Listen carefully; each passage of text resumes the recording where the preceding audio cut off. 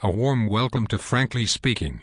My name is Jersey J. Tennessee, and this week Evelyn Waugh, the acclaimed British author from the 1930s, is my guest. Yes, although I am rather wondering whether inviting you and your crew to Piers Court was such a good idea. It's a fine old house, Eve. Don't be embarrassed. Now let us kick the show off with a few words about tackling the world's most serious criminals. I suspect that I would leave them to the mercy of the courts. So you've never yourself felt that there is an evil incarnate in an individual which should be removed, and, if you could, you would remove it. And now are you speaking of exorcism? Well, execution more like it. I mean, have you ever wanted to kill someone? You don't remove the evil in a person by killing the person. So, for instance, you would not be in favor of capital punishment? Indeed I would. I think it's one of the kindest things you can do to the very wicked, to give them time to repent. And you yourself would be prepared to carry it out? I should think it very odd for them to choose a novelist for such tasks. Supposing they were prepared to train you for the job, would you take it on then? Well, certainly, but I would not enjoy it in the least. Now, Mr. Waugh, I would like to tease you about the very beginning of your life. Where were you born? I have no memory of the event. I'm told that it occurred at 11 Hillfield Road, West Hampstead. I believe it has all been demolished now, like most places. How old were you when you left it? Infancy. What's your earliest memory of a family home? Well, my father built a little house on a plot of land in a village called North End, an absolutely rural village within 5 miles of London. It had a village pub famous in song called the Bull and Bush, a little village shop and a lady of the manor.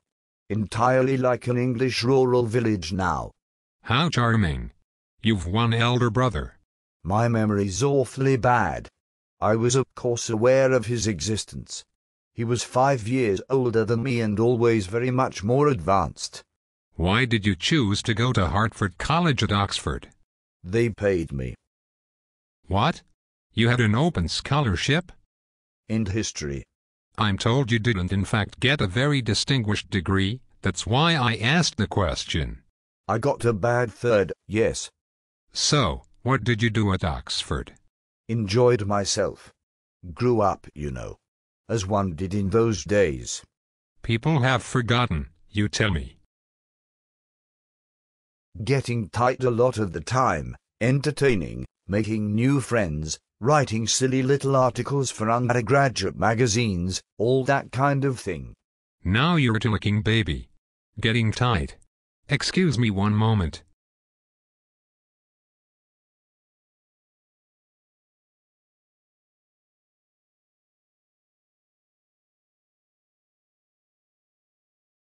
You are a peculiar cowboy, Mr. Tennessee, grinding your groin at me. There ain't nothing wrong with a little bump and grind. Anyway, I need to patronize you some more. Let's turn to characterization in your novels. You speak in work suspended of the hide and seek with one's own personality. Does that apply to writing too? Oh no, that was used, if you remember, purely of going to a brothel in Tangier. In Fez. I thought of this because you said something about a novelist only inventing very few characters. I wondered whether these characters were aspects of oneself, in a sense, however much translated. My, what a lot of words, Mr. Tennessee. What I think is true is, they are only a very limited number of characters in the world, certainly only a very limited number that one man can cope with. And in the greatest novelists you find the same characters turning up again with different names. Plus there are very few faces in the world, very few stories in the world. What would you advise young novelists to do about that?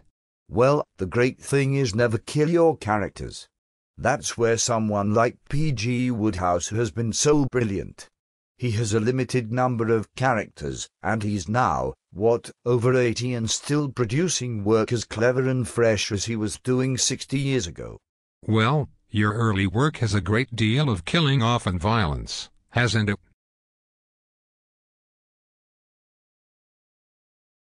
Yes, I constantly killed them. Madness. And did you kill your people simply because you wanted to be shot of the lot really, or because you wanted to show up some kind of injustice? No, I just wanted to end the story. Everyone ends up by death, therefore the natural end to a story about any individual character is his death, or her death. Our youngest viewers will appreciate that advice. Now, let me ask you something that I hope will help me feel better about myself. In what respect do you, as a human being, feel that you have primarily failed?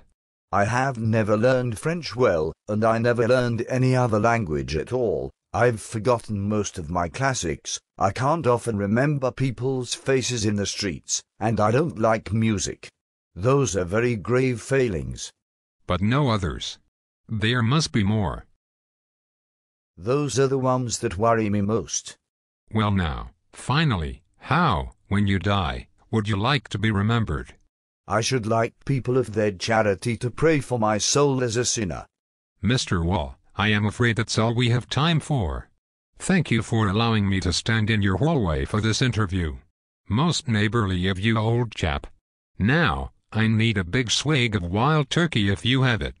My suggestion is that you go straight to hell and never darken my day again.